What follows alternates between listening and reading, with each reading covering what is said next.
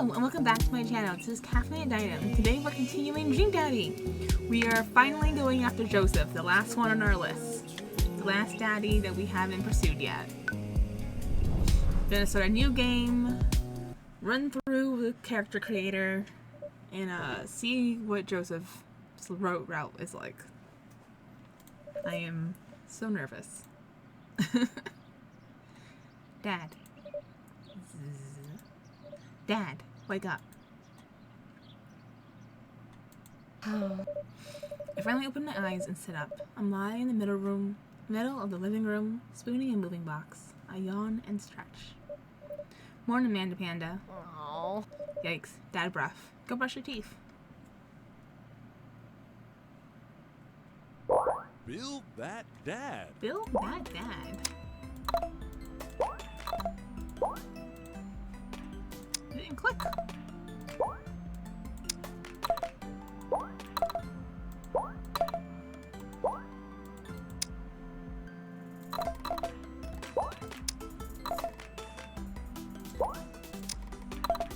Here we are. Name that dad.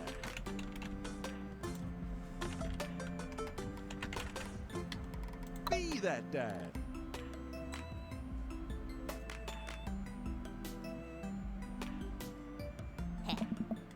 Did you fall asleep packing? I got most of it done, I think.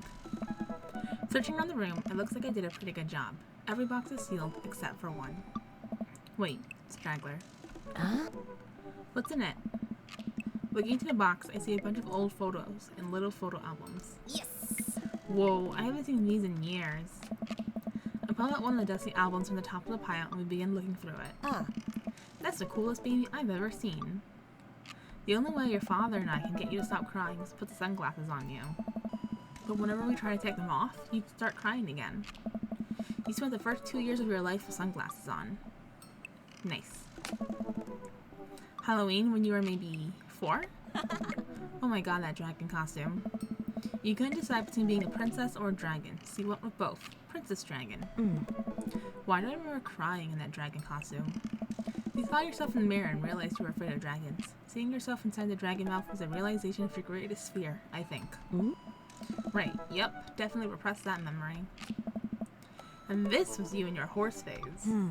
Dad. I believe you named that plush horse Sir Horsington the Brave. I don't think that was his. I'm in the lens just for the photo, but I quickly snatch it away and hold it above her head with my superior dad arms. Nice try, but this is important blackmail for later down the road. Nah. Go ahead and try me. I've seen pictures of you and your ska band. Ouch, kid. The Scabiness Manifesto had a chance back in the day. I look off into the distance and reminisce about that rad horn section. Hey, it's Emma P. Ugh. No, Dad, that's Emma R. I didn't meet Emma P until high school. Honey, I promise you, wholeheartedly, that I will never stop mixing those two up. Ugh. Dad, Emma R has been my best friend since I was 7. Give it, like, a little bit of effort. Oh, right, Emma P was the one who fired a flaming tennis ball at the police station. Lighter fluid, tennis ball, tennis racket, right? Dad, that was you. Oh, right, I was a wild child.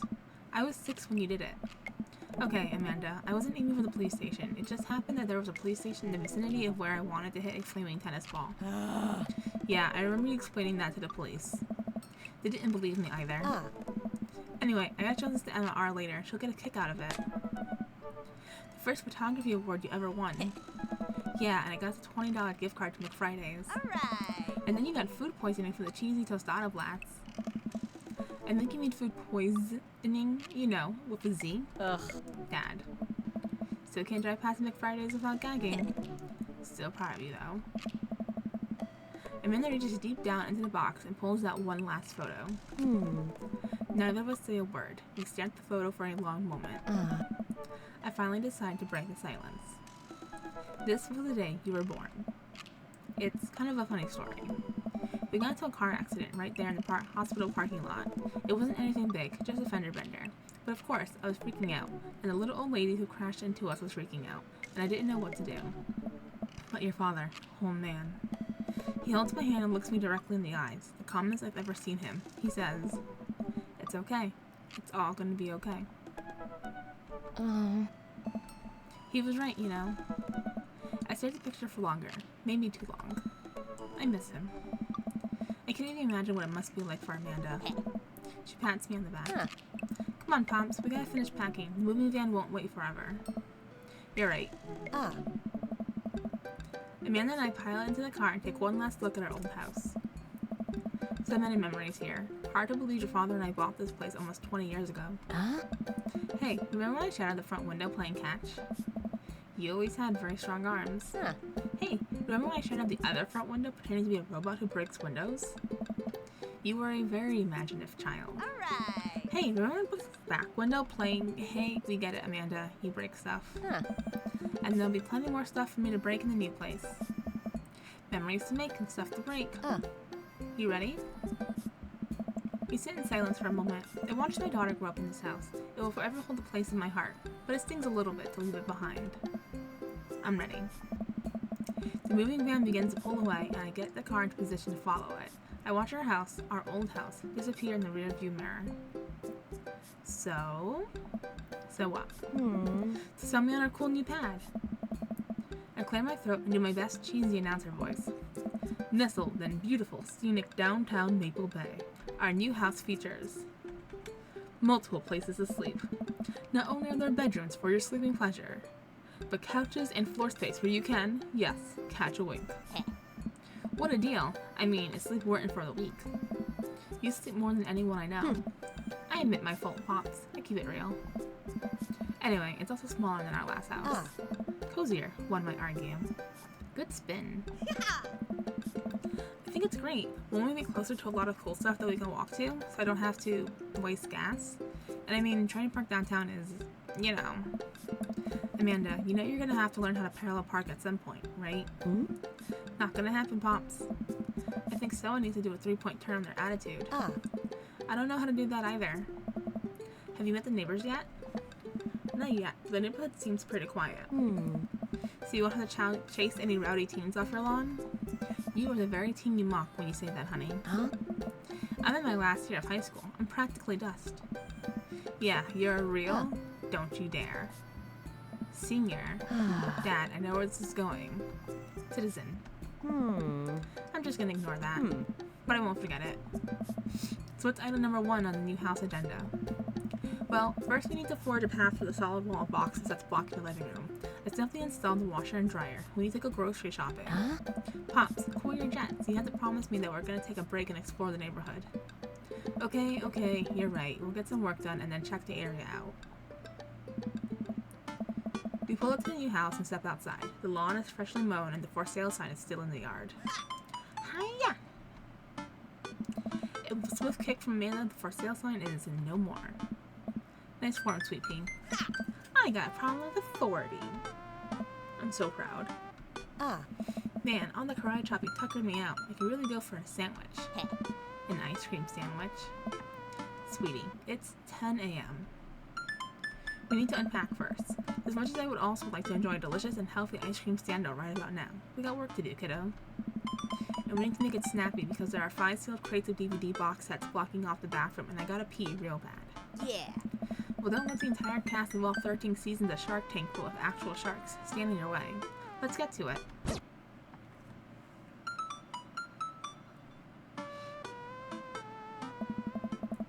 I get to work unpacking the various boxes around the living room. A couple hours pass and I get some good work done. The washer dryer unit is both washing and drying, and we can actually walk through the living room without tripping over boxes. First visitor already? I walk up to the door and open it. Hello. A handsome, clean-cut man stands at my door, brandishing a plate of cookies. Hello?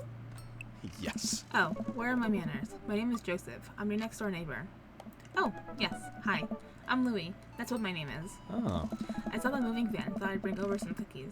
My daughter Christy wanted me to let you know she baked them herself. Joseph leans in and whispers, but between you and me, she just sprinkled in the chocolate chips. We both share a laugh. Kids, right? Yes. Wow, cookies, huh? So nice to meet you. Joseph hands her the plate of cookies with a smile. Well, thanks for the cookies. Kirk Douglas. Amanda disappears with the cookies. Oh. Amanda, come. And she's gone. That's my daughter. Her name is Amanda. She's a charmer. Oh. Daughters are tough. Sons are also tough. Children in general are just tough. I hear that. I mean, there has to be something wrong with you to try and raise more than 2. Yeah. I have 4 kids. What have you done? Oh, I meant... Oh. Don't worry, he didn't mean to be rude. Oh no, this is the first neighbor I've met and my social life is already in a tailspin. I wonder if it's too late to move again. Yeah. Okay. Oh.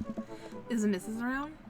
Mister, actually, and, no, not anymore. He died. Oh. Yeah. I'm sorry for your loss. No, it's alright. Wow, this is uncomfortable. We stand there quietly for a moment, acutely aware of how awkward we both made things. I'm sorry, can you close the door real quick? I look at Joseph quizzically, but comply. After a second, I hear a knock on the door. Opening it, I see Joseph standing there with a huge smile. Oh. Hey, I'm your new neighbor, Joseph. I promise to not talk about your dead spouse this time. I'm throwing a barbecue for the cul-de-sac, and I'd love for you to come by and meet the rest of the neighbors in our community. What do you say, pal? That sounds great. My daughter Amanda and I would love to stop by. Oh, Jesus, my throat. Also, 4 kids is a perfectly normal amount of children to have. We shake hands to seal the deal. Hey. Well, neighbor, I'll see you at 3 p.m. sharp on Saturday. Sure thing, neighbor. Joseph starts walking away, but stops to think for a second and turns around. Hey, in all seriousness, raising a kid on your own can't be easy. If you ever need to talk about stuff, I'm the youth minister at the church down the street. Oh, I don't know. I wouldn't really consider myself a youth. Nice. You look pretty young to me, but suit yourself. And with that, Joseph's gone. He seemed nice. Amanda walks back into the living room, crumbs in her face and cookie in hand. That was the smoothest recover I've ever seen. I should be taking notes. See? You're already fitting in. Great. Where'd those cookies go? They're gone. I'm sorry. If it makes you feel any better, they weren't very good. So you ate all of them anyway? I guess that makes it break time. Any ideas? Joseph probably wants his plate back. We're doing Joseph's route, so we're gonna try and interact with him and his family as much as we can. And that includes giving back his plate. I think we get a ton of good neighbor points if we bring this back. We're gonna be the best neighbors in this whole cul-de-sac. We're gonna kick all the other neighbors' butts. With kindness. Amanda and I step outside. Shoot, I'm actually not sure which house is his. And hazard it gets, it's the big one with all the well-groomed blonde children sitting in the yard. Good eye, kid. And remember, we need to make a positive first impression here. Keep it light. We walk up to the kids and wave. Hey guys, is your dad around? They all just stare at us blankly. We just wanted to return this nice plate and thank you for the cookies. Geez, these are definitely Joseph's kids. They all look exactly like him. Whoa! They were really good. I mean, I heard they were good. I didn't get to eat any. I chuckle nervously. Well, okay, we're just gonna set this plate down on the ground real gentle and then back away slowly. Right, Dad? Right, that's what we're gonna do. The kids' eyes bore into us as we scurry away. I can feel their gaze on my back even as we approach our house. I need something to get my mind off those carbon copy kids. I wonder if we just nap, if that negates all the other things. You've been awake for what, 3 hours? And that's 3 hours too many. Okay, we still need Craig, though. As we're walking home, I hear heavy footsteps come up behind us. Louie, bro. Hey. I turn around and am greeted by a familiar face jogging up to us. Craig? Bro. Oh. Holy wow. I haven't seen Craig in forever. It's been too long, dude. Yeah, wow, you look great. Bro. Haha, yeah, I cleaned up my act. Cleaned up his act? Are you kidding me? He's ripped. Amanda, this is my friend Craig. We went to college together. We were roommates for a while, too. Amanda, dude, you probably don't remember me, but you're so big now. Hello, and hello, cute baby. Oh. Aw, thank you. The last time I saw you, I think you were about her size. This is River. Say hi, River. He picks up her tiny wrist and waves it around. River gurgles happily. Are you babysitting? Oh. Nah, dude. River's my kid. Man, it has been a long time. Feels like one minute we're rolling up to exams with bad hangovers, and the next we're both fathers. Where you been, man? I was working out in California and just relocated the business back to Maple Bay. No kidding. Amanda and I just moved to this side of town. How's Smashley doing? I don't know. I mean, Ashley. Ashley is her name. She actually still goes by Smashley, and we got divorced last year. Oh, dude, I'm so sorry. Oh. It's old news. We take turns taking care of River and the twins. It's all copacetic. Twins? You have 3 kids? Hmm? Ain't like something, bro, right? Keg Stand Craig's the father of 3. Huh? Keg Stand Craig. Hmm. Oh, ha. Yeah, it was my old college nickname. He got it because he did a lot of keg stands. Hmm. It's that thing where you do a handstand on a keg and then drink from the keg. Right. He was very good at it. Hmm. Ah, bro, I hate to be that guy, but I'm in the middle of my daily jog, and I really gotta keep up my heart rate.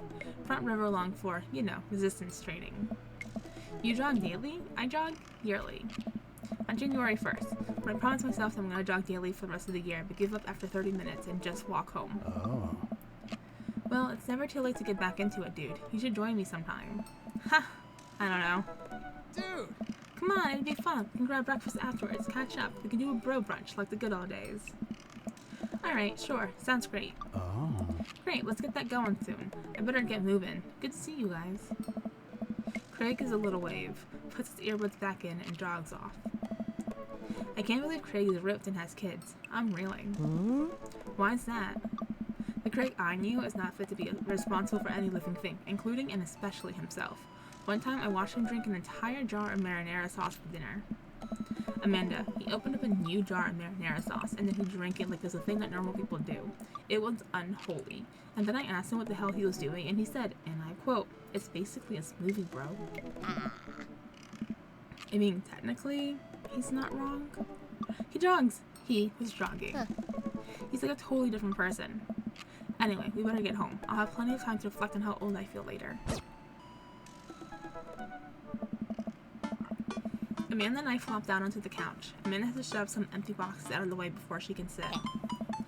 Too bad we're gonna be putting my stuff right back into these boxes in a few months. No, don't say that. Oh, Dad, it's gonna be okay. I'll be fine. I know. It's just, you're my little girl. It's gonna be weird not having you around. I'll come visit, and I'll text you every day, and I'll take lots of pictures. I mean, obviously, I'm a photography major. You promise? Of course. Are you gonna be okay by your lonesome? Oh, come on, I'll be fine. I'll get a dog or something. A dog? Alright! Forget art school. I'll stay for the dog. Is that what it's gonna take? Medium-sized dog, handkerchief around the neck, I get to name it. That's what it'll cost me to give up my dreams. I'm a woman of simple wants and needs. Well, a dog is a lot cheaper than college. Amanda laughs. Suddenly, a pile of envelopes slides through the mail slot. Speaking of college. Amanda darts over to the envelopes and shuffles through them. She pulls one out, throws the rest back on the floor. Yes! This is from McGowan College of Art and Design. Open it! But I'm scared. It's just an envelope. Yeah, it's just like my entire future. Not a big deal. She takes a deep breath and rips the letter open with her teeth. We have a letter opener, but okay. I hold my breath while Amanda's eyes start back and forth, scanning the letter. What does it say? The admissions committee has reviewed your application, blah blah blah. Her face drops. We regret to inform you that we are unable to offer you admission to McGowan College of Art and Design. Amanda throws the letter on the coffee table. Oh, sweetie. It's okay. I kind of saw it coming. I knew I shouldn't have put that experimental stuff in my portfolio. Their admissions officer told me they just wanted to see portraits or whatever. I pull Amanda in for a big hug. You're an amazing photographer. I know how much work you put into your portfolio. Some other school's gonna want to snatch you up for sure. Yeah, I know. It's fine. Are you actually fine, or are you just saying that? I'm fine, really. Her face says the opposite, but I probably shouldn't push her on this. Oh, and before I forget, Emma R and Emma P are sleeping over tonight. So, you need me out of the way because I'm painfully uncool?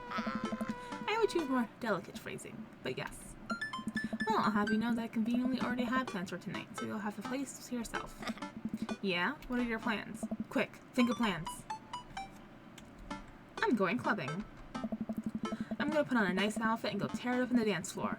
All the hottest dance moves. The lawnmower, the sprinkler, the Running Man. You know, the ones all the kids these days are doing. Alright, but I'm not gonna pick you up if you pull anything this time. Not again. I'm just kidding. I'm actually going to go to bed. I'm white. Have fun with the Emmas. Huh. We'll try to keep it down. I know you're not going to, but I appreciate you saying that. And don't forget that you have that meeting with my English teacher tomorrow. Alright, Mr. Vega. Yep, totally remembered. I'll be there. Awesome. Night, Pops.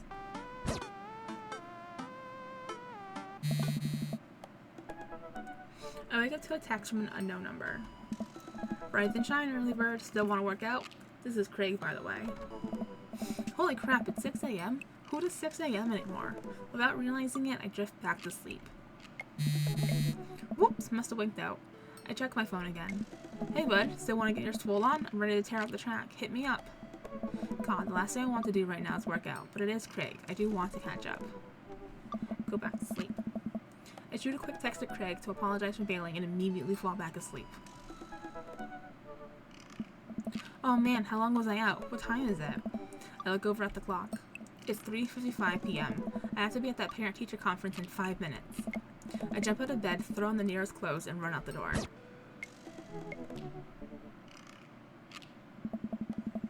I arrive at Amanda's school and check in at the front desk. They give me a bright orange visitor sticker and send me on my way. I'm barely awake and feeling pretty haggard, but hopefully no one will notice.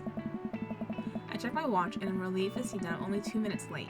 Wait, was it room 103 or 108? I spot a youth standing at his locker and approach him for help. Excuse me, do you know where Mr. Vega's classroom is? The youth turns around and looks me up and down with heavily lined eyes. Come on, kid, I'm late for a meeting. Mr. who? Mr. Vega. I don't know. Have you tried the exit? Okay, wise guy, are you gonna help me or not? Fine, up those stairs and to the left. Can't miss him. I head up the stairs and walk around, unable to find Mr. Vega's class anywhere. After a couple minutes of searching, I head back downstairs. That punk youth sent me on a wild goose chase. I get back to where that low, jarred way is standing, fully ready to give him a piece of my mind, when suddenly a head pops out of the classroom next to his locker. Lucian, don't you have a third period to get to? Fine, Mr. Vega. Wow. Now I'm officially 10 minutes late. I glare at him as he walks away. We're not cool. You must be Louis. This period's almost over. Would you mind waiting in the back? Mr. Vega leads me in and I take a seat in one of the comically small students' desk in the back. I might get stuck in this. Alright, where were we? Now who can tell me about the unreliability of the narrator and J.D. Salinger's character in The Rye? Yes, Colin? Colin stands up and does that thing where he blows into the crook of his elbow to make a fart noise. The whole class erupts in laughter. Alright, everybody. Very funny, Colin. Please sit down. Now, Holden Caulfield is the unreliable narrator in the sense that the bell for the end of the period rings. All the students immediately get up and make a break for the door. Whoa! Remember to do the reading and answer the response questions on page 194 in your textbook. Nobody's listening. Or not, I guess. Mr. Vega turns to me and sighs. Middle schoolers, right? Don't you teach high schoolers? Both. You know, budget cuts. Right. Thanks so much for coming in. No problem, Mr. Vega. Please, call me Hugo. I don't know. I don't normally do these impromptu parent-teacher meetings, but as I'm sure you know, Amanda's a very bright student, and I'm concerned about her recent behavior. What's going on? Amanda has never been the most engaged student, but I know she cares. Recently, though, she's been falling behind. She's not completing assignments and has been doing rather poorly on tests. I'd normally chalk this up to senioritis, but this is strange. I thought Amanda always shared everything with me. It hadn't even crossed my mind that something might be wrong. I just wanted to ask, is everything okay at home? We just moved. Well, we just moved recently, but it was only to the other side of town, and Amanda was more excited about it than I was. See if you talk to her about it. I know she values you a great deal and would appreciate your guidance if she keeps heading down this road. I know how important art school is to her, and I would hate to see her miss out on scholarship money that she clearly deserves. I'll make sure to talk to Amanda. Thanks for letting me know, Hugo. Hey! Anytime. On my way out, I stopped. Thinking for a moment, I turned to Hugo. Hey, Hugo? Yes? Did you ever catch that ride? Yes. I leave the class and make my way out of the school. I'm still a bit in shock that Amanda was able to hide this so well from me. She's always been such a force of positivity in my life, especially after we lost her father. Amanda must be done with classes for the day by now. I'm sure she would appreciate a ride home, and maybe I can talk to her about what's going on. I pull up to the carpool and Amanda hops in the passenger seat. So, did you have fun gossiping about me? Mr. Vega and I actually gossiped about our celebrity crushes. So we talked about Mario Batali the whole time? It was a very productive meeting. I'm pretty hungry. Can we grab dinner? Sure thing. We can make something at home. Cool. I think if our powers combined, we can throw something together, a gourmet meal worthy of Food Channel. I don't know about that, but I can promise you it will at least be edible. That's the spirit. We drive in silence for a short while. Amanda plays a game on her phone. I should say something. You know, sometimes when a kid gets older, they find they have to keep things hidden from their parents. And that's okay, because sometimes that's what kids do. And that's okay. But also, sometimes it's good to have the parents' perspective, because, you know, maybe the parents have also dealt with similar situations. And maybe they're a little cooler than you give them credit for. Anyway, what I'm trying to say is that it's good to share. Love you. Have you been reading my tweets? You have a Twitter? What? Never mind. Look, sweetie, Mr. Vega said you hadn't been participating in class and that you're not turning things in. Oh, I'm fine, Pops. Senioritis and all that. I thought you liked Mr. Vega's class. It's fine. He's fine. We pull to a stop sign, and I Amanda. She's still texting. I wanted to know that you can talk to me about anything. Aww. I can tell that whatever it is, she doesn't want me knowing about it. That's frustrating. I heard Emma R is going to that fancy art school in California. That's exciting. Yep. Are you bummed that you guys aren't going to the same school? Yep. Amanda keeps texting. She stifles a laugh. What's so funny? I don't think you'd get it. Okay. Who are you texting? Noah. Who's Noah? My friend? Does he go to your school? Yep. Do you like Noah? What? No. Dad. Ugh.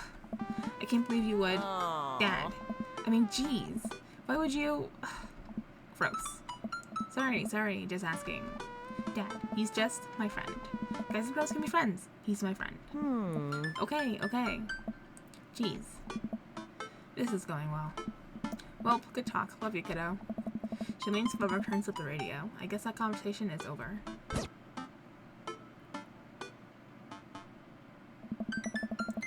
Amanda and I get back home and start cooking some dinner. I found this artisanal mac and cheese recipe online that I've been dying to try. Artisanal? There's 2 ingredients to mac and cheese. Mac and then cheese. Dad, please try and enjoy the finer things in life. I think you, of all people, should be able to appreciate what one can do with cheese. Plus, it has bacon in it. Aren't we, as a society, collectively over bacon? Bacon never stops being good. It just has a PR problem. I guess I work on the recipe. Amanda measuring things out and handing them to me to dump in the bowl so I can feel useful. Amanda puts me on bacon duty, so I chop a bunch and toss it in the pan to get it sizzling. The key to good mac and cheese is a balance of texture and flavor pops. Not only are you going to want the fullness of the cheese and bacon, but also need to counterbalance it with a crunchy mouthfeel of breadcrumbs. Mouthfeel? What's a mouthfeel? You know, when you eat stuff and the texture, Listen, I've been watching a lot of the Food Channel, and I honestly don't know what it means. It just makes me feel sophisticated to say. No, I get that. Every time I watch that channel, I feel in order, hungry, jealous, insecure about my cooking ability, and then hungry again. I like the mouthfeel of that sentence. Oh my god. Amanda, mouthfeel isn't just about food. It's also about words that are fun to say. Gregarious. Lenticular. Cattywampus. Check on the bacon. The bacon is sizzling away. It smells good, too. I'll give that sucker a flip. Nice. Good work, Dad. Bacon can easily overheat and cause a grease fire. I'm proud of you for remaining vigilant. We literally just moved in here, and I'm dead set on not burning this place down. Eyes like a hawk. Amanda finishes up the mac and cheese, and I toss the bacon bits in there. After starting it all together, I take a taste. How's that mouth feel? Scrumptious. Amanda tries a spoonful. Yeah, that is pretty scrumptious. We settle in on the couch with our bowls of mac and cheese. Oh cool, Long Haul Ice Road Paranormal Ghost Truckers is on. Your favorite, right? Oh hell yeah. They have to make it over the Canadian tundra before the ice road melts, but also they're hunting ghosts. Also, the trucks are haunted. This is an episode I'd already seen, but it's one of the best. Caleb and Flint Dogbone, the twin brother truck driving and ghost hunting duo, find themselves in the greatest peril yet. Oh no, the ghost done got control of the truck. I can't steer on them there ice roads. Let me use this EVP meter to try and communicate with the ghost of the spirits. Flint, we're about to die. Almost got it. If you listen carefully, it sounds like it's saying, you're going to die. That's because we are about to die. This is art. The episode ends, and Amanda excuses herself to go and start arguments on the internet. I stay up a little longer, curious about the exploits of Caleb and Flint Dogbone after their disastrous ice road accident. Afterward, I crawl into bed and get a good night's sleep.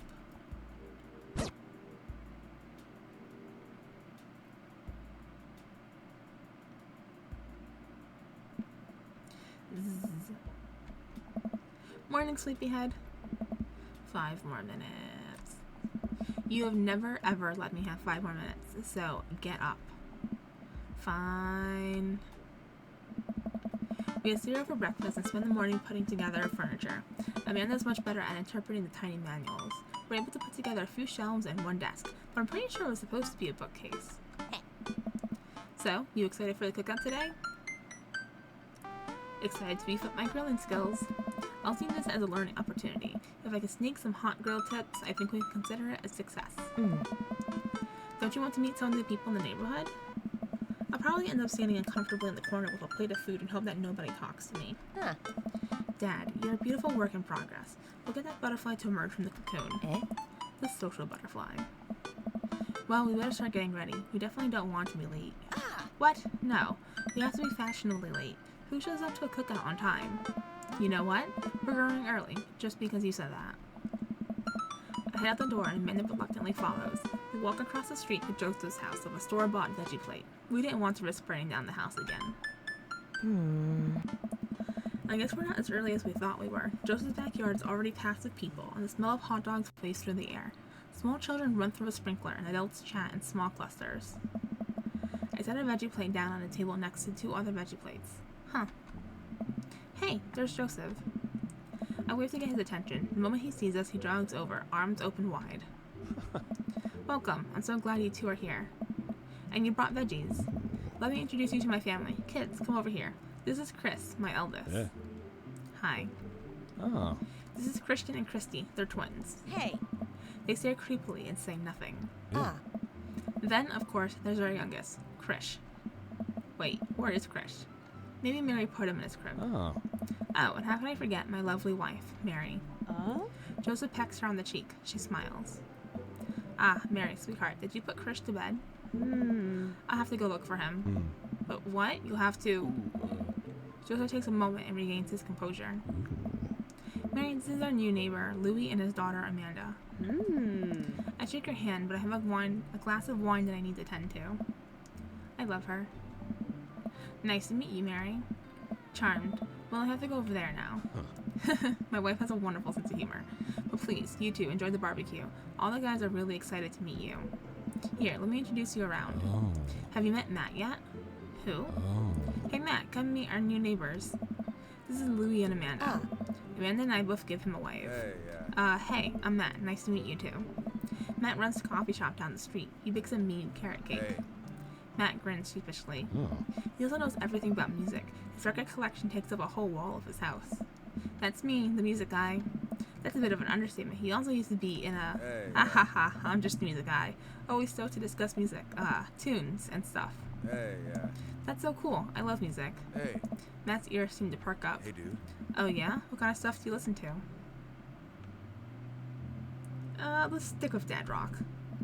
You know, the guitars and the drums and the lyric system about growing older and seeing the world changing before your eyes and you don't know how to deal with it. Hey, Buddy, I relate to that. hey, Cool, alright. Matt stands there for a second. So, hey, right, cool. hey. Well, I'll, be making the rounds. Feel free to stop by later. Is he as afraid of people as you are? He might be. Hey, Louie, have you met Brian yet? Who? Hey, Brian, come over here for a sec. A man in a loud Hawaiian shirt jogs up to me. Heya. Brian, this is Louie. He just moved into the neighborhood. Hello. Well, pleased to meet you. Put her there. Oh, cracker bits. Brian pulls me into a handshake, engulfing my hand in a vice-like grip. Yeah. I let out a small squeak after my hand bones had been ground to dust. Oh, Not much of a handshake guy, huh? Guess I'm more of a hugger. oh. Which house did you move into? The ranch-style cul-de-sac. Oh, that one's just like mine, but smaller. That kind of hurts. Is he trying to one-up me? My instinctive dad competitiveness kicks into gear. It's leaner? Smaller houses are safer? I'm happy there. I'm happy there. Got no worries about its size, as long as me and my daughter are happy. Oh. Well put. Oh, let me introduce you to my daughter. A kid peeks out from behind Brian. Hey. This is Daisy. Hello. Hi, what grade are you in? 5th grade. We're actually trying to get her to skip 6th grade. Not to brag, but she's pretty smart. Not to brag, that's exactly what bragging is. Amanda's smart too. Yeah. Thanks, Dad. Well, I'll be around the party if you feel like saying hey later. You got it. Let me introduce you to Damien. Joseph beckons a tall man in gothic attire over to the conversation. Good eve, friends. Oh. Damien, this is our new neighbor, Louie. Ah, so lovely to meet you. Damien shakes my hand and then bows. If you're ever interested, it would bring me great pleasure to host you for a spot of afternoon tea. Wow, yeah, that sounds rad. Splendid. Well, I must be off. Perhaps our paths shall cross again. Damn, what a classy dude. This is Robert. He lives just across the way. A haggard man nursing a glass of whiskey eyes me up and down. Hey. Hey, I'm Louie. It's nice to meet you. He takes a long swig of his drink. Charmed. Hey. Louie and his daughter just moved in next door. Cool. If you ever need recommendations on where to get a drink in this town, Rob's your man. I told you not to call me Rob. Lawrence of Arabia. Great, got it. Robert ambles away without saying goodbye. Oh. He's not really a people person. Wow, I think I've actually met everybody else. Great, I bet you're excited to get to know everyone better. Hope you both enjoy yourselves. Amanda and I mill around and try to some of the food spread on the table. I pick up some deviled eggs. Amanda grabs a small plate for plate and immediately begins piling it with baked goods. Ugh, I don't want to have to make friends. Come on, Dad. Who are you going to party with when I go off to school? Well, I don't want to have to do pleasantries. Dad. Ugh, they're going to make me talk about the weather. Go, do it. Make a friend. But how could I possibly abandon my only child at a social function? That's bad parenting. Yeah. This plate of cookies is my new dad. Bye. Amanda shoves me into the center of the yard. Well, here goes nothing. I look around the party and I'm surprised to see some familiar faces. Oh, it's the coffee guy. Or is he the music guy? What a cool guy. And mysterious. The guy who kept trying to one-up me. That mysterious goth guy. Isn't that Amanda's teacher? Hey, I know Craig. But wait a second. All these people live in our cul-de-sac? That can't be right. I better investigate. We're going to talk to Joseph and Damien. I spot Joseph chatting with Damien by the grill. I wonder what they're talking about. I walk over to them. So I'm curious, can you walk me through why you had your house painted black? Where do I even start? The house is warmer in the winter and provides an artistic contrast to the rest of the neighborhood, and it complements the crimson interior perfectly. It's definitely an interesting choice. How delightful. Thank you. I'm very proud of my abode. Louie, I was just having a conversation with Damien here about his aesthetic design decisions. Ah, greeting once again, Louie. Oh, Do tell me about yourself. Are you new to the area? Yes, my daughter and I just moved in the other day. Are you enjoying the party so far? Oh, definitely. Thanks so much for putting this on. It's nice to be in a cul-de-sac where everyone is so friendly and welcoming. Yeah. Amanda walks up to the conversation. Hi, it's... Damien, right? My name's Amanda. At your service. What a pleasure it is to meet you. Damien finishes the sentence with a flourish and a bow, producing a single rose and offering it to Amanda. Amanda blushes and returns the gesture of courtesy.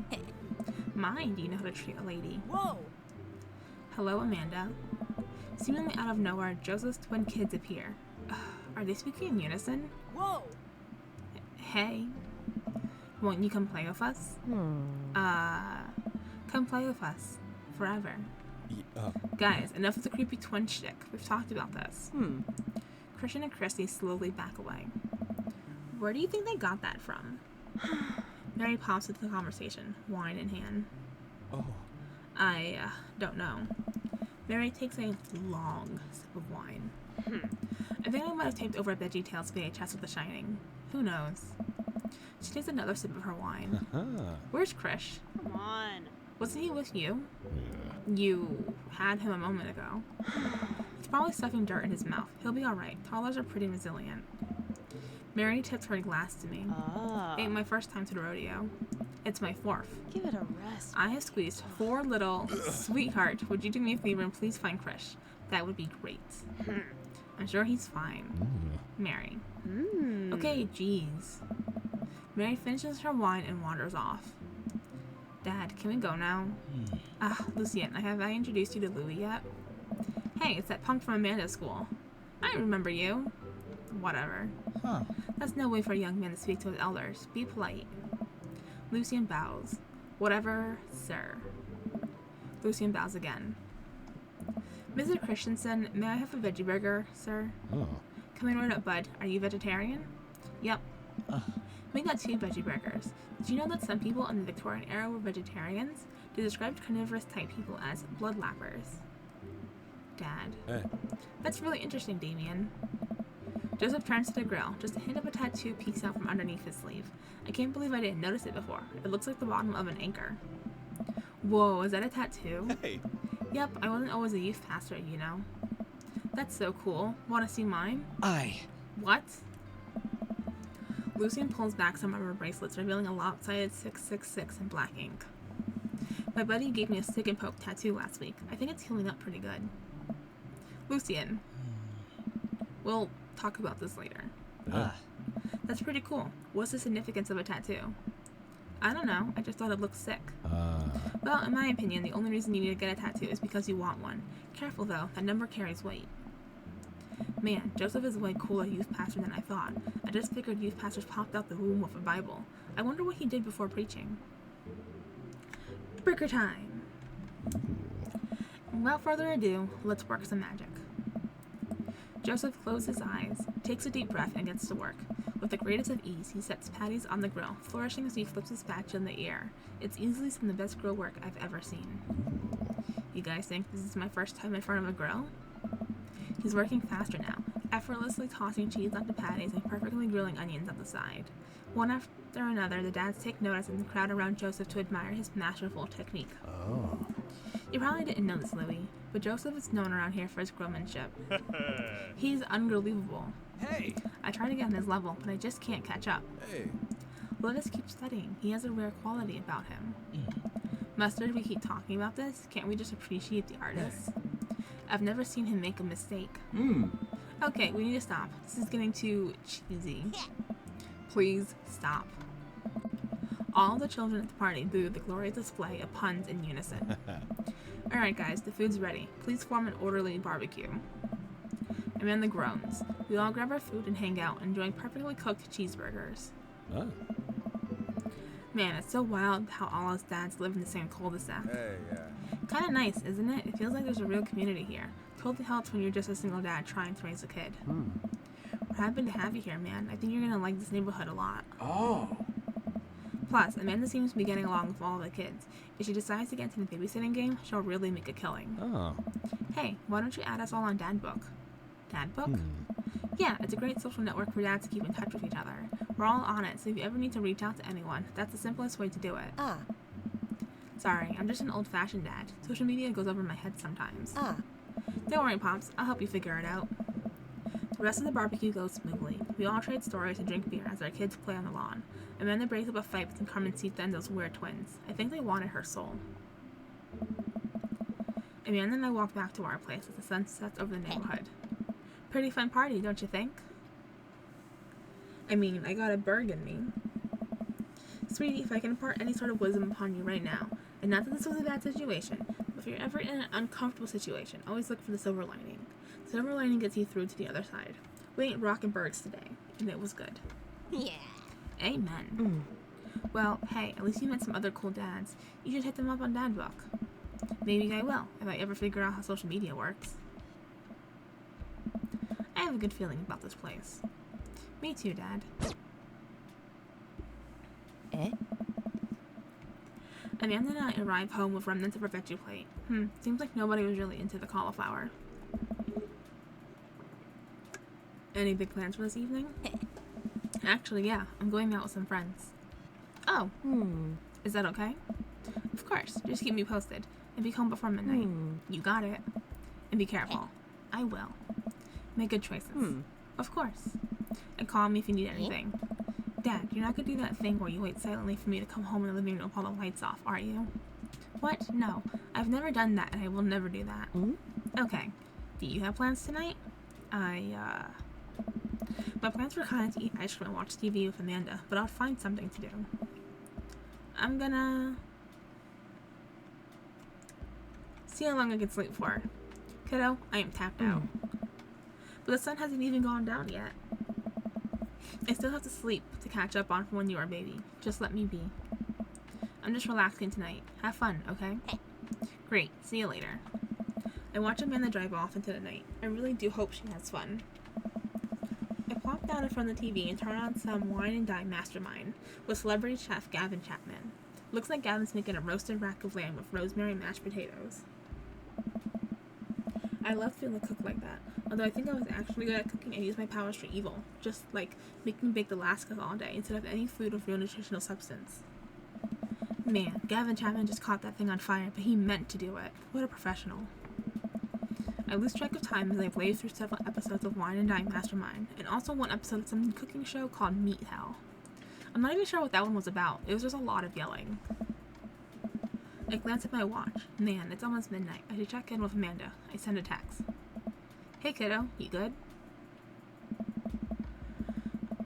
I wander into the kitchen and wait for a reply. Amanda's phone is almost always in her hand, so I'm sure she'll respond soon, unless she's driving home now, in which case I hope she doesn't respond soon, because I definitely taught her better than to text and drive. I reach into the freezer and grab an ice cream sandwich. It's a little late for this, but I think I earned it after a long day of socializing. I check my watch again, and then my phone. Nothing yet. Okay, see, now I'm worried. Do I call her? Do I call the cops?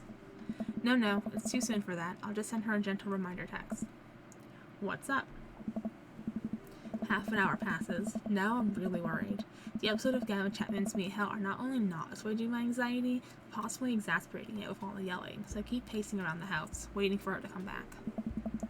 Why didn't I find out where she was going? Who she was even with? Why don't I know any of her friends' phone numbers? Why don't I even know her friends' full names? Who was Emma P? I decide to send another text. Amanda, please text me and let me know you're okay. I can't help but think of all the awful things that could have happened to her. Ugh, thank God it's her. Amanda opens the door and shuffles in. Finally she's back home. I'm glad she's okay. Sup? Sweetie, thank God you're safe. Ugh, yeah. But now that I know she's okay, I'm really mad. Why didn't you answer my text? Amanda pulls her phone out of her pocket.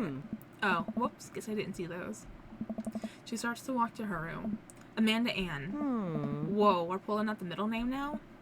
Amanda, you came home an hour and a half after your curfew and you didn't respond to any of my texts. You really freaked me out. I was about to call the cops. Dad, you're seriously overreacting. You're not going to be like this when I go off to school, are you? I have a right to be concerned. You're my only daughter. Well, I can't give you a play-by-play of everything I do all the time. I'm 18. You shouldn't even be giving me a curfew in the first place. I sit down on the couch and put my head in my hands. I feel very tired all of a sudden. You really scared me. Just, please don't do that again. Alright, I'm gonna go to bed now. Amanda closes the door to her room and I head to mine. Jeez. As I'm falling asleep, one thing she said keeps echoing in my mind. You're not gonna be like this when I go off to school, are you? I definitely didn't sleep well last night. I brewed some strong coffee and make some scrambled eggs for Amanda as a peace offering. She eventually wanders into the kitchen. Hey. I thought about what you said last night. I should have texted you. I said I was gonna do it, and I didn't. I honestly just didn't even think about it. I'm really sorry, Pops. I won't do it again. Well, I'm sorry for freaking out on you. You're an adult now. I shouldn't have gotten so worked up. Team Rex? Team Rex. Amanda gives me a big hug. Want some eggs? You know it. Sprinkle some cheese on them? Already did. Bless you. Amanda scarfs on the eggs and the time it takes me to wash the pan. Alright, I'm off to school. Smell you later. Wait, one more thing before you go. What? What's Dadbook? It's a social media platform. Wait. What? What's a social media platform? Dad, I have to go to school. Come on, Amanda. I'm an old man. I can't put together a Dadbook profile on my own. Alright, I'll help you sound interesting on the internet. Amanda spends the next couple minutes setting up a profile on Dadbook, which, as it turns out, is a place where dads can get together and talk about fatherhood. Alright, Pops, we gotta fill out your profile. Let's get some likes and dislikes. Alright, we're gonna speed through this. On a Friday night, you are most likely to polish and start my coin collection. If you have to take one thing on a deserted island, what would it be? Lost steak or assault? What are your turn-ons? A well-manicured lawn. What did you want to be when you grew up? A good father. What's your favorite movie genre? Old comedies that haven't aged well. What's your ideal date? Napping together. What do you never leave home without? My book of word jumbles and a pen. I spent a lot of time thinking about if I ever be able to love myself as much as I love my grill. Profile complete. See? That wasn't so bad. Yeah, that was actually kind of fun. I can totally spend all day on here just looking at people's profiles. Alright. You should message one of them, or more than one of them. All these dads seem pretty interesting. Okay. I promise I'll make some friends. Amanda gives me a hug. Go get him, Dad. Welcome. You've got dads. Hi, Louie. It's me, your dear old friend from way back in the day, Dad Manda. I'm delighted to see you signed up for Dadbook. They've recently added this exciting new messenger service, so you may find yourself receiving messages from other dads like myself. Take care not to miss them. Amanda, is that you? What are you doing on Dadbook? Oh my god, it's not letting me scroll again. Why, Louie, I never.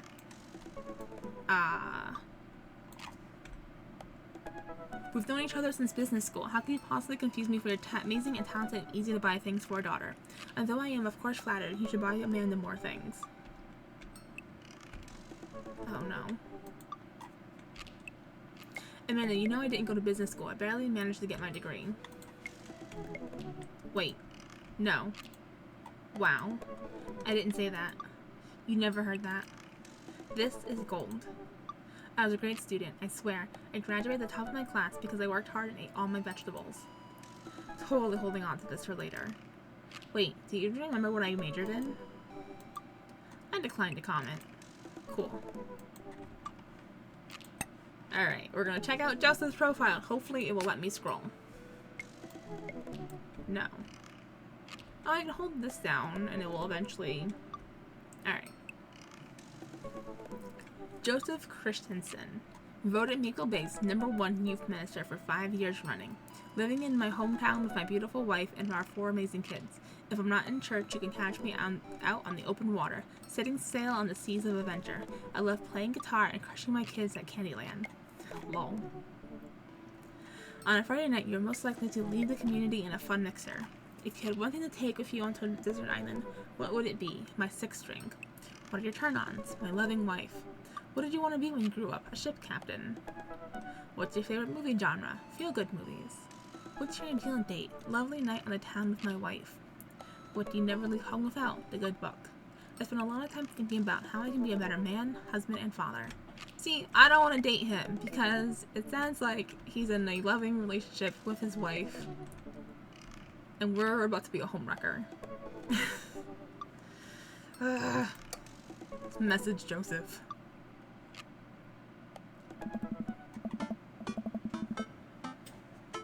His family's a little weird, but Joseph seems cool. I should take him up on his offer to hang out. Wait, how do I hang out with a priest? I don't go to church. Should I be Jesus-y? I imagine Joseph's family staring at me as I fumble through some sort of prayer attempt. Maybe not too Jesus-y. A light smattering of Jesus.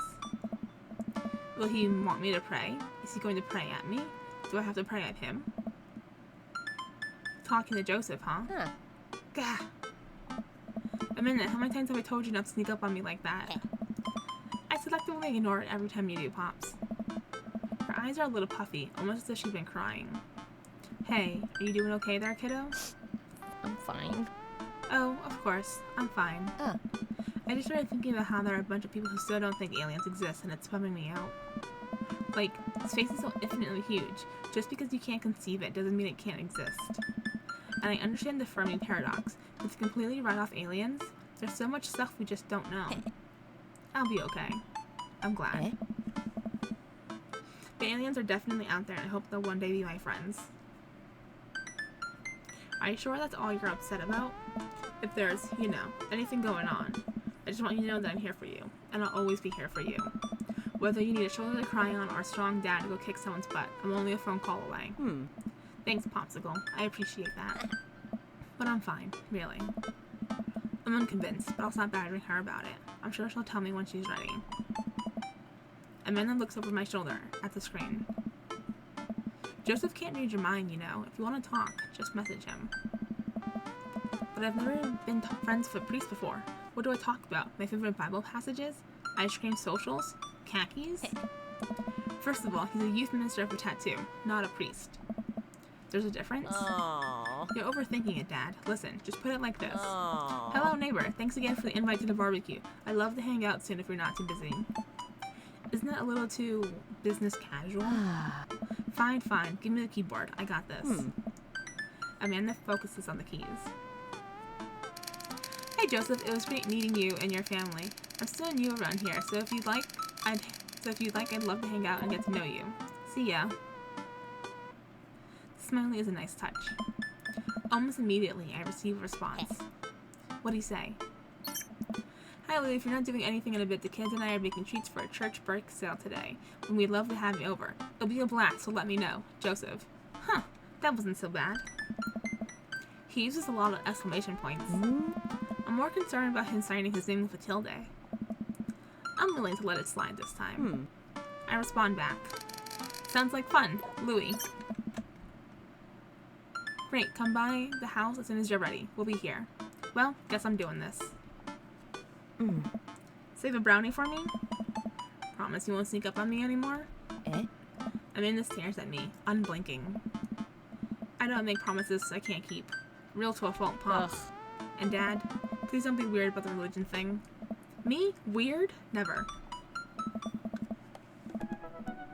I make the short walk to Joseph's place. Don't be weird, Louie. But what if they hang up a bunch of crosses or collect those little porcelain babies? What if they're all praying? Do they pray before dinner? During dinner? Over the porcelain babies? The door begins to creak open. A shadowy figure appeared on the other side. Who's there? Louie? The door opens just in the way. It's Joseph's eldest. What's his name? Hey. Hey.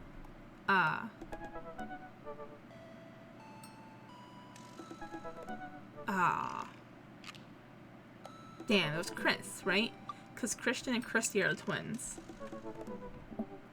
Hi again, I'm Louie. I know what your name is. Oh yeah, we met at the barbecue. How's the,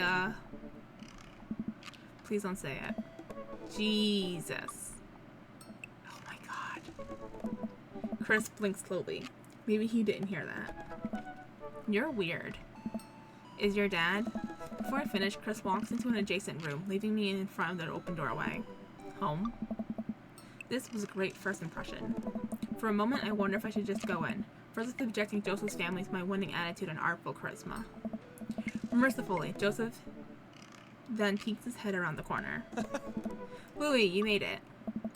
Joseph approaches with arms wide open. I'm so glad you could come by. Are you ready to bake? I am not. I'm as ready as I'll ever be. That's the kind of semi-confidence I like to see in a baking assistant. Come on in. Hey. Joseph leads me into a bright, spacious home full of nautical knickknacks. This isn't what I imagined at all. It's actually pretty charming. I believe you met Chris, who left you outside. Chris. Are you going to apologize? Oh, right. Sorry. I try to make eye contact with Chris, but he keeps looking away. He must be really shy. It's alright. Next time, just be a little more inviting to our guests, okay? Sure. Chris seems to relish the chance to escape the conversation and quickly vanishes into his room. Joseph turns to me apologetically. Don't take it personally. Chris likes to keep to himself. I mean, we didn't start off on the best foot in the world. Plus, being the eldest in a big family can't be easy. We try to cut him a little slack where we can. Ah, and here are the twins, Christian and Christy. Say hello to Louie. Hello, Father. Hello, Louie. Oh. Kids, come on, dial it back on the creepy twin shtick. Creepy twin shtick. Ah.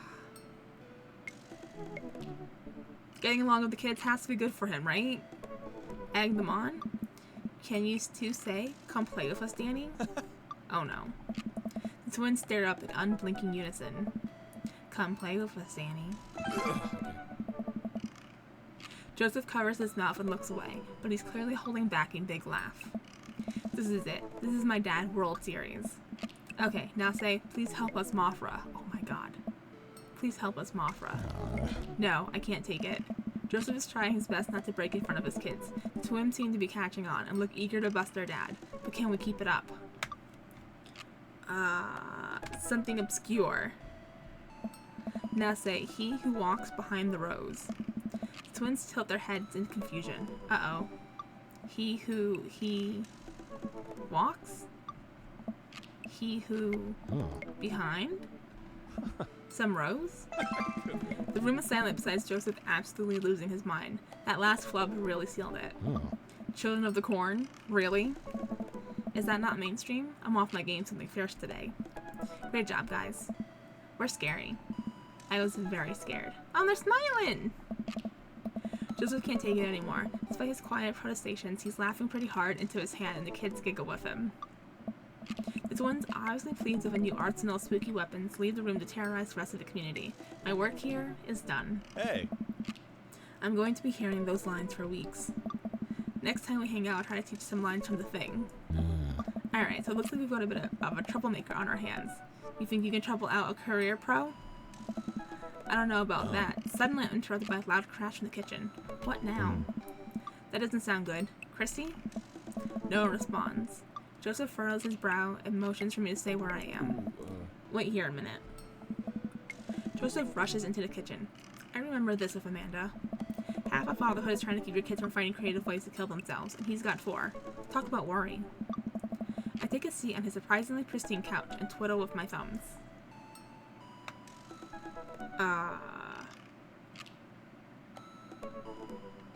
Should we wait here? I don't know. Examine the bookshelf. It's a pretty sturdy bookshelf. It looks handmade. Did Joseph build this? There's a big stack of what look like travel magazines. Hyenas, the Serengeti, the underwater mysteries of the Antarctic, and on and on. Seems like Joseph really loves a good adventure. Unless this is a Mary thing. Who knows? Next to him are a couple of different Bibles. Looks like he's covering all the Bible basics. Bases. King James, New American Standard, the Bible for Teens. He is a cool youth minister after all. On a higher shelf there are a bunch of old romance novels. Judging by the wine stains, these must be Mary's. The newest one looks like Hot Body Johnson, Sex Detective. The 8th installment in... Wait, this is a series? Examine the coffee table. There's a couple of cool knickknacks on the coffee table in front of me. Hey, a cross. Hey, another cross. This one looks a little different. And a third cross. Unified design aesthetic. Smart choices. There's also a brass thing here. It looks like something a sailor would use to navigate with. I think they're called sextants. Heh, sex. Examine the floor. Well, you have this many kids and things are bound to end up on the floor, no matter how hard you try to keep it clean. I spot a terrifying cloth down that appears to have had both arms pulled off several times. It's been stitched back together a lot. The tag says C+C. Of course. I set that down and spot a houseplant. Hey little guy. Keep being you, tiny houseplant. I spot one last thing on the floor next to the houseplant. It's a silver necklace. Wow, this looks expensive for something casually tossed on the floor. If there's a story here, it's none of my business. It's been a while. I guess I should go in the kitchen and see what's up. Oh. I walk into the kitchen to find Joseph holding Christy in one arm. She seems a lot calmer than she was a minute ago. I raise an eyebrow at Joseph. Oh. The twins are a lot more manageable when they're separated. Where's Christian? Yeah. He ran off. Christy dips a spoon into the brownie batter and gives it a taste. Dad, it's too sweet. Oh. You're too sweet. No, I'm not. You're so sweet, we might have to water you down. With spiders. What? No, not spiders. Joseph begins tickling Chrissy with his free hand. Between the laughing and the squirming, I don't know how he's got a hold of her, but the girl's locked in place. This man is a professional child wrangler. Chrissy fixes me with her best puppy dog eyes. Save me from the spiders. Spoon duel the Spider King. I grab a wooden spoon, and point it at Joseph's direction. Unhand her, foul beast. Okay, Louis the Valiant, let's see what you've got. You may have defeated me in Tarantula Ridge, but now I have the upper hand. Joseph gently puts Christy down behind him. Have you come to squash me, knight, or have you merely fallen into my web? I'm no mere fly, Spider King. Now on guard. For a minute or so, Joseph and I mock duel for the two dumbest looking spoons in the room. Eventually, I strike a killing blow in the invisible heart between his arm and his body, and Joseph recoils in horror. Oh. Blast! I am defeated. You can never best me, Spider King, for I have the powers of... I sneak a taste from the brownie batter. The magic... Oh man, that is way too sweet. Hey. Chrissy begins jumping up and down excitedly. My hero! Chrissy hugged my leg before making a surprisingly fast exit. Hey, wait, do you want to bake brownies with us? Chrissy hesitates, then shakes her head no again. Sparkle Pony.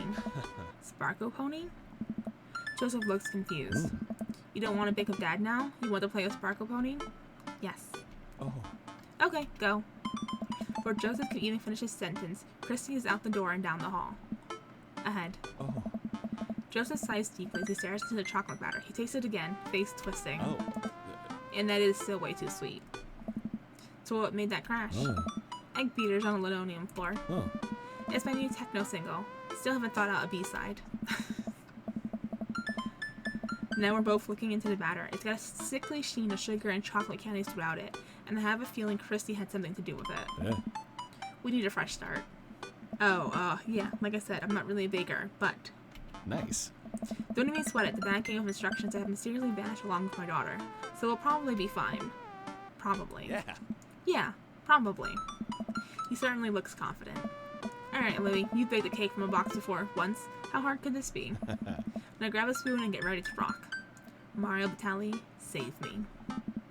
Joseph and I set to work, cracking the eggs and mixing the things, and then pouring the things according to how we assumed the back of the box would tell us to. Things go according to plan, and soon enough we have a solid batch of brownies. Yeah.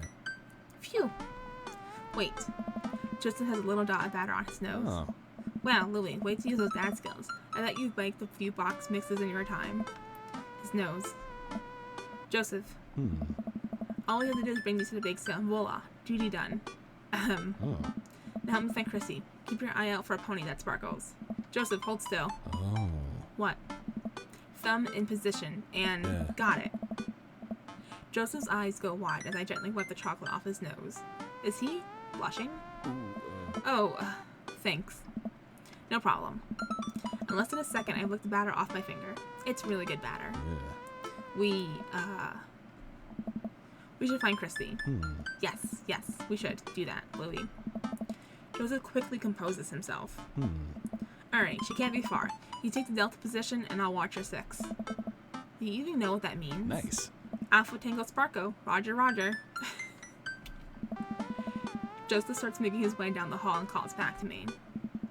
Take the brownies and the rest of the stuff I baked earlier today while I get Christy. We'll meet you out by the car. Okay. Joseph, Christy, and I arrive at the church parking lot to find fold-out tables and pop-up tents already set up. Looks like the bake sale is already in full swing. Oh. Wow, this place is packed. Is this packed? There are a few people milling around. Must be a value pack. If you can count a city's population on your fingers and toes, this counts as packed. Point. Chrissy rockets out of the car and into the lot. Is she running on jet fuel? I want to sell brownies. Oh. Okay, let's get set up. I want to see Mom. Oh. She's down by the other row of tables helping out another group. Want to go over there and tell her I say hi? Mom! Chrissy zips off immediately. Joseph seems unconcerned. Does she always run that fast? Yeah, and I can only catch her half the time. These knees aren't what they used to be. I remember when Amanda was her age. I couldn't get her to sit still for 5 seconds. Yep, great age to deal with. Hey. While Chrissy's gone, Joseph and I arrange all our baked goods on the table and settle in. So, are we allowed to eat any of our own goods? Look, if I don't see nothing, I don't say nothing. The man upstairs has strong feelings about snitches. Does he actually? Hey. Joseph shrugs. He eats a brownie. It looks like some of the other stalls are selling drinks, little handmade crafts, and other sweets. Whoa, someone brought a soft-serve ice cream machine. I gesture to it. How are we supposed to compete with that? Please, this isn't my first time to the rodeo.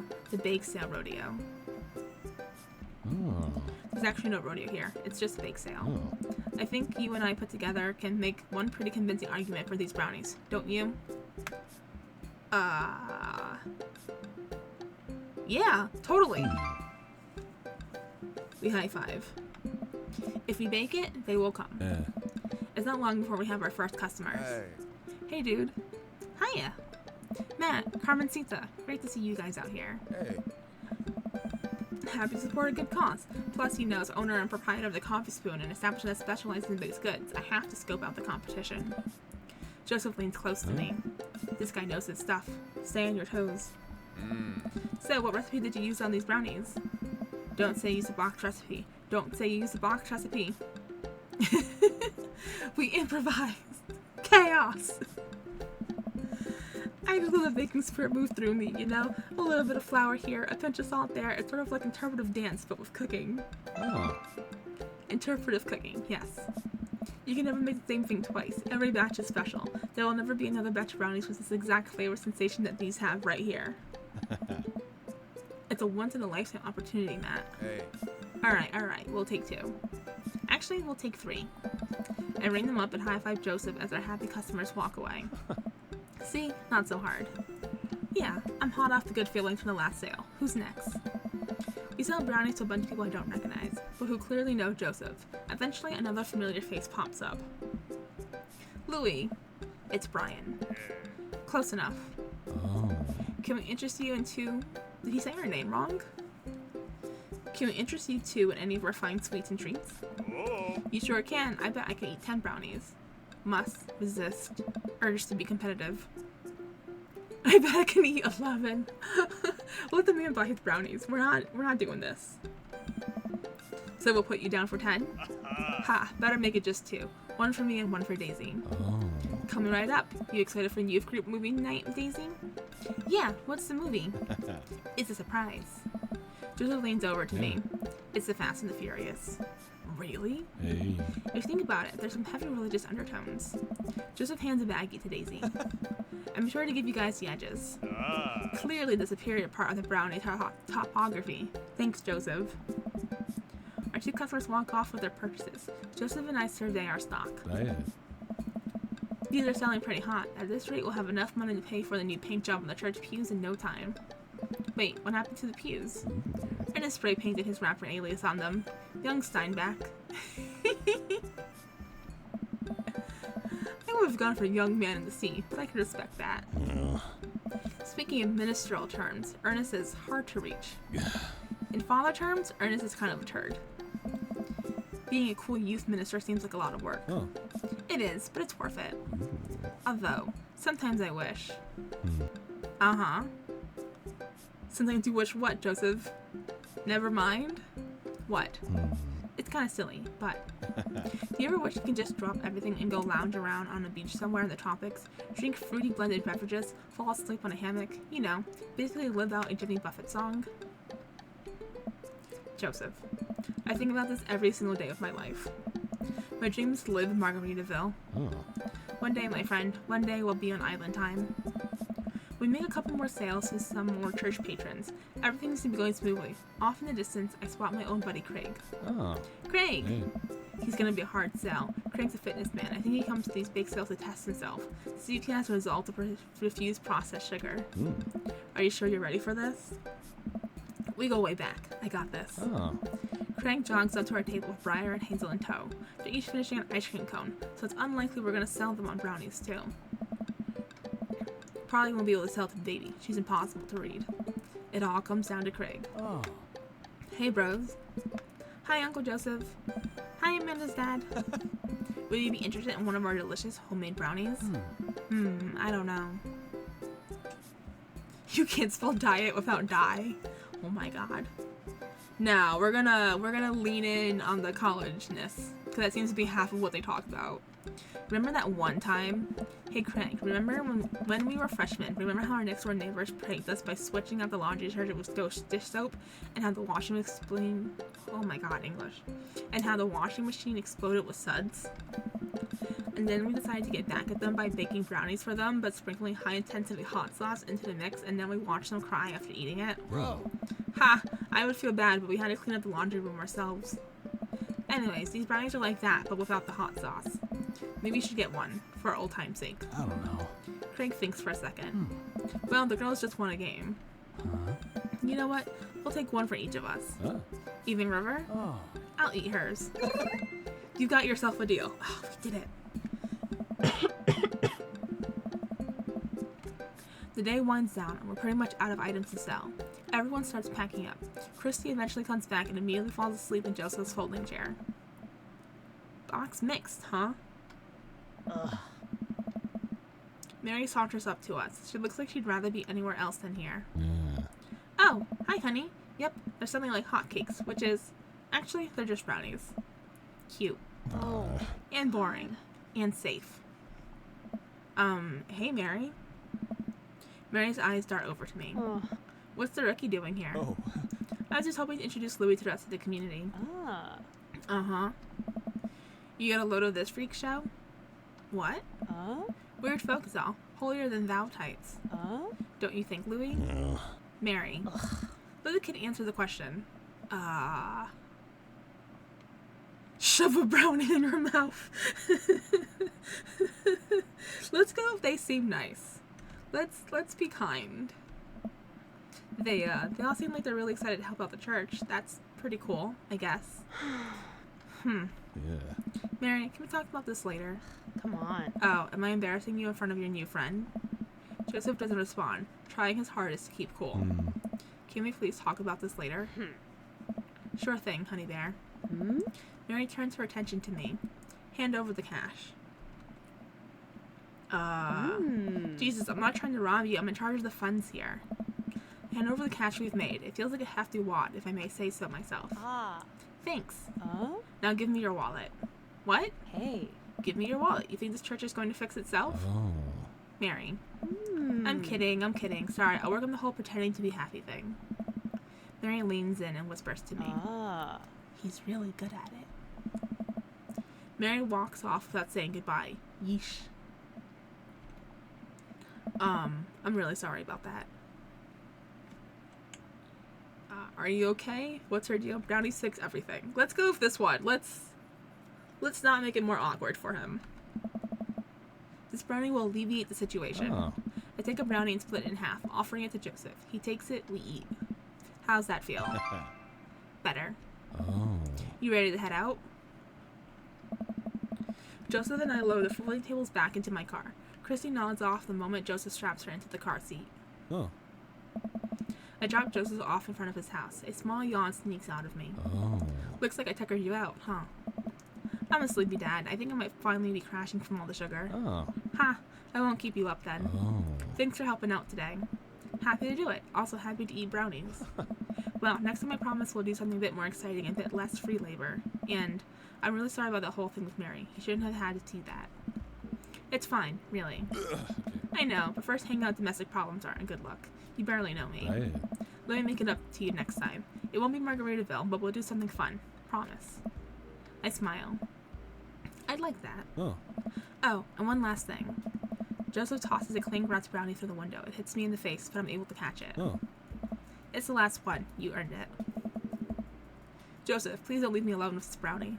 Nope, too late. I'm already walking away. But, bye. Joseph walks up to his house. He waves at me before carrying Christy inside. Well, looks like it's just you and me, Brownie. Save the brownie for later. Give it to Amanda. I pocket the brownie. This might come in handy down the road. I step inside to find Amanda doing homework on the couch. Hey, father unit. Hey, child that I'm required by law to care for. How's homework? It's really fun and educational. Really? How long have you known me for? Right. How was the bake sale? Good. I think I could have made a good life for myself as a brownie salesman. Glad to hear it. So what? Were there any extra brownies? Or did you maybe sneak one? Or... I think for a moment and realized that I still had the brownie that Joseph gave me. This will probably do better on someone else's stomach than mine. Heads up. Wait! I throw the brownie towards Amanda. It hits the wall behind her and falls on the ground. Nice throw. She scoops it up and smiles at me. Yeah. Thanks, Pops.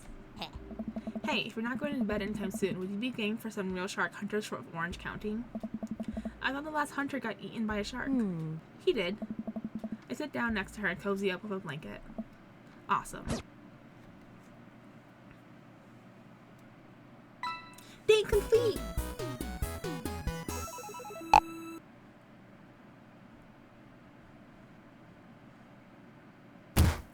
Yes! That was so quiet, it was kind of creepy. So that was fun. Mary was not fun. Maybe things are not great in paradise between them. I still feel weird about potentially breaking up a family, but maybe they're already broken? Question mark? I don't know. I still feel weird about it. But I'm glad the date went well. Or at least being friends. Bake sales are not exactly scandalous. Especially church bake sales, so cool. Margarita Zone! Alright, that's where we're gonna end it here. Next video we'll do the last 2 dates. Be excited. I'm excited. I'm curious how this is gonna go. I'm curious, I'm nervous, I'm excited. I've had a lot of feelings about this Joseph route. But yeah. Stay tuned for next time. Please remember to leave a like, comment, and subscribe if you haven't done so already. It really helps the channel grow. And I'll catch y'all later. Thanks for hanging out with me. Bye!